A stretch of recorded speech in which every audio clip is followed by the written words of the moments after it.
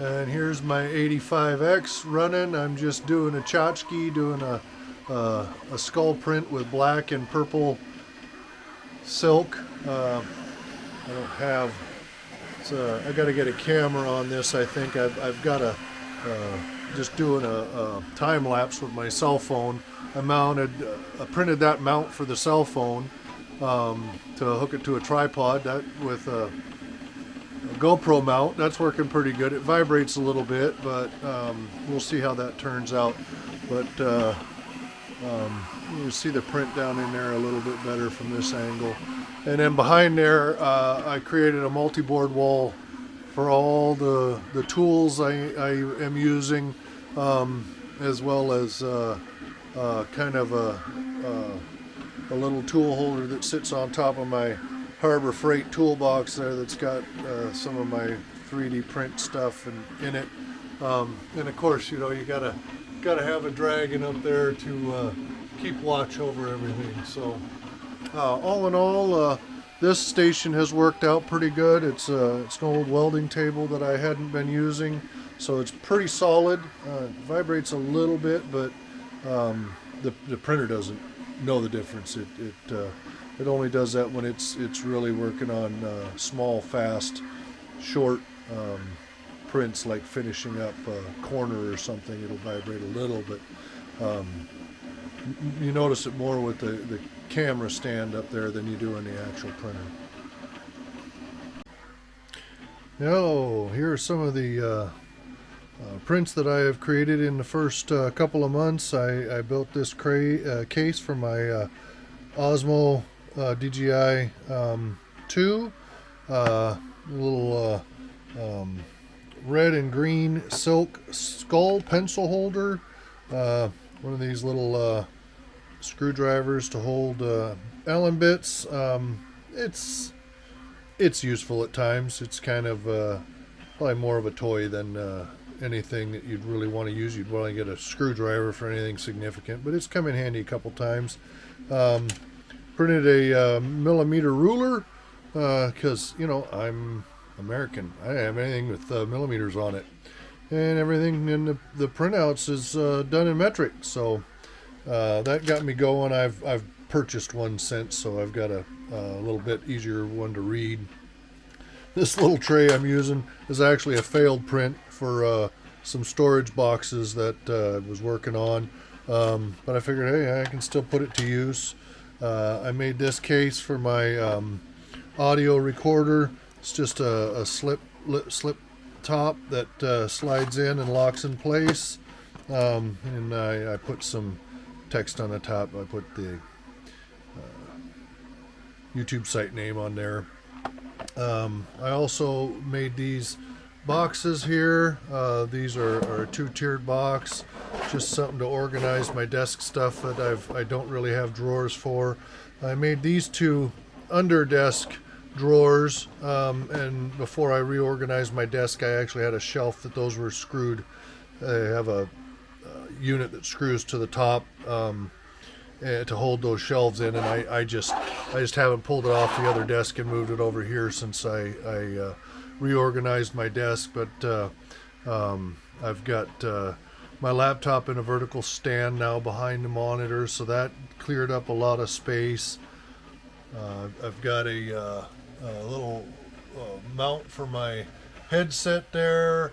That was a little cell phone holder for multi-board, and I actually printed a couple of them, so I went ahead and glued that up there and using it for my whiteout. So it's been a lot of fun. I've done a few tchotchkes. I did this bookmark or book holder. Holds the page open when you got a book. It's kind of fun. It gets to be a little bit. I don't know if it's super comfortable after a while, but most of my stuff has been focused on organization. As an example, I printed all these boxes out. They come in the full size on the bottom, and then I just shrunk them to 50%, and 25%, I believe, and everything worked out great, just shrinking them down.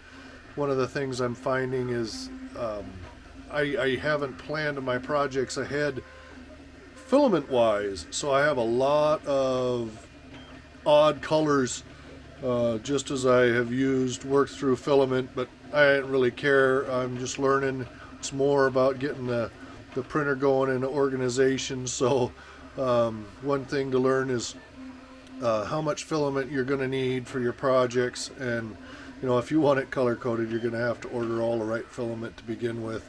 I'm just using the groups of filament that I've bought for certain things. Whatever's left over, I use it for the next organization project.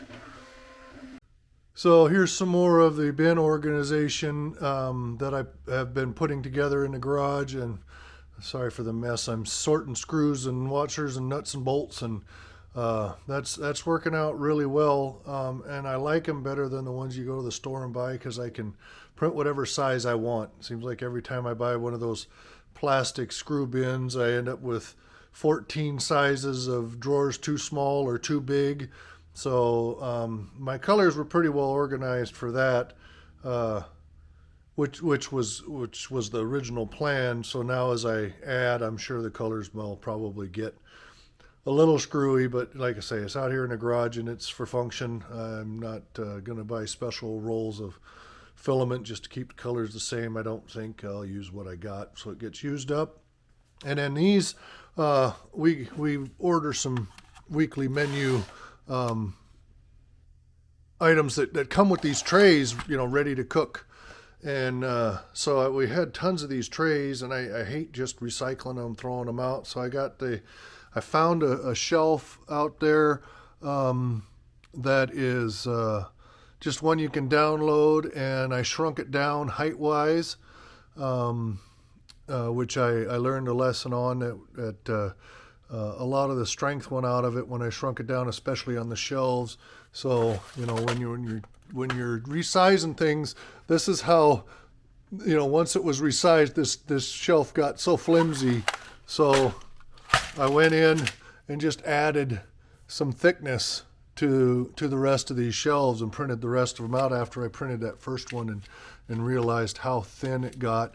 The other thing is these blue locking strips got super thin, but they worked out okay. I had to super glue some pieces in. On these, I had to add some supports and super glue those in, because this stuff's pretty heavy. On these lower ones down here, I actually went into the model. These were the first three I printed. These were the second three, and I added these right in the model. So they're a lot more solid. But I mean, I'm learning. Those are the kinds of things you're probably going to run into. But overall, this worked out really good. I got some of my really heavy stuff in bigger bins and sorting it out, and it's going to make organization here in the garage a whole lot nicer as I go forward, and it's sure a lot better than these stupid plastic bins that never seem to fit anything. But they did their job, and I'll still use them occasionally. I also started a multi-board wall out here, over the window. I don't have a lot of wall space, but I very rarely ever open this window out here in the garage anyway. But so I've just finished this up this morning, Monday morning early, and so it's fun to just find all the pieces. Everything here is pretty much just downloaded off of MakerWorld or any of those sites out there. I find something that looks like it'll work for what I need and print them out. Utility knife, blade holders. One of the things I've always hated is throwing blades in the garbage. Well, this, you just throw your dirty blades or your used blades in there and then just throw the whole thing away. That'll be kind of nice. I'll have to try and wrap them in duct tape. Let's see, I found these were kind of neat. They just take a piece of the backboard and got some hinges on them, and so you can you could do as many of these as you want. I've noticed that if you get very heavy, it does have a tendency to start bowing. I don't know if you can see that, but so that may be that I lightened the fill on these, but I don't think these have a lot of fill because they're pretty much just the walls. But maybe I need to do a thicker wall or something. So something to play with, but still organizing, moving things around. I built one of these. I don't know that I ever will again. It was kind of a pain in the butt. The spools aren't exactly the same. So if you notice on these bottom ones, you can see that this got a yellow spacer down there. Well, they're all three from the same manufacturer, but they were, however they were shipped or sitting, the spools, it's like one side is spread and the other side is narrow, like it got crushed. And I didn't notice that till I was building it. But so I just made some spacers and glued them on, and it works fine. But so it's pretty empty right now. And for smaller stuff, yeah, it was fun. I learned a lesson. I got to reuse a few of the spools, not throw them in the garbage, but it's just not, I was hoping it would have turned out a little better. But anyway, so that's where 25 spools of filament went, as well as some tchotchkes I've sent my daughters. I did a couple dragons and a glow-in-the-dark shark. I've also done a couple of signs for fun. I took my logo and printed that out on, it's not a lithogram, it's an actual picture. And then I coated it in UV clear coat, and I was using my torch to just kind of get rid of the bubbles. These are so thin, I got it a little hot and warped it a little bit. So another lesson learned, but yeah, I thought it was kind of fun to have that printed out. And these signs, you can find all kinds of signs out there. I printed this one face down and changed the colors, and yeah, the colors didn't work out very good. You can't hardly read it, but anyway, it's just been a lot of fun. And 2 months in, over 800 hours running, almost 25 spools of filament, and this AD5X from FlashForge has just been rock solid. I've had a couple of bad prints, most of it self-inflicted.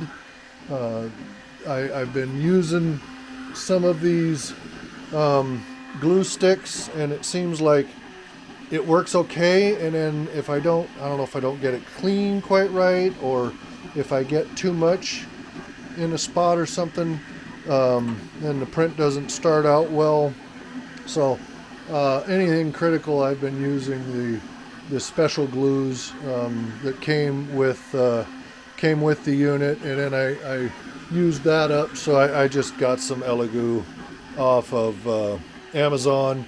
It was a good price. I got 2 of these, and I've been using that. It works like $1,000,000. Much more reliable, I think, than these. A lot of people say they use them fine, but they also say the purple ones, and these are not purple, these are the white. And they seem to get a build up on them. But the other time is, for some reason, after the print had started, I had a glob of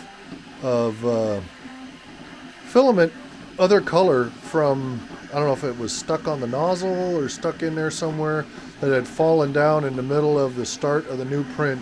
And in my infinite wisdom, I figured, well, I'll just flick that off of there. And yeah, it pulled up the beginnings of the first layer on the other print. So if you get a blob, I guess I've had it a couple times where I've just left it. It seems to work out okay. It wasn't big. I could have left it and it would have been fine. But so yeah, don't be messing with it when it's starting out or doing its print. Just let it do its thing. But yeah, this thing has been a ton of fun, and I have a lot more things that I plan to do for it, more useful items than the tchotchkes. The tchotchkes are fun, but I really want to do do some center console stuff for my vehicles and some different projects like that. So we'll see how it goes. Well, if you're still here and with me, thank you for coming to see how Fred does it and looking at my review of the FlashForge AD5X multicolor printer. The thing has been outstanding. Like I say, I got over 850 hours now at the time of posting this video. Almost 25 spools of filament, 7,780 meters of filament, something like that. And if you're still here, I've created some Amazon affiliate links. If you want to purchase anything you've seen in the video or some other items I've posted down there, it gives me a few pennies on your purchase, and it helps keep the channel going. And so, you know, you got to have projects to do videos, and they all cost money. So I'll be doing them anyway. But if you would like to help, it would be greatly appreciated. I've also opened a merchandise store, so you get hoodies or T-shirt with my logo if you're interested. Coffee cups, a couple other things out there. Just kind of starting it out and throwing it out there, and also opened a Buy Me a Coffee site if you'd like to help the channel out. All those links are in the description, and anything would be appreciated. But even just having you here and pushing the like and subscribe is that doesn't cost you anything, and that helps the channel a lot too. So thanks for coming, and we'll see you all soon. Take care.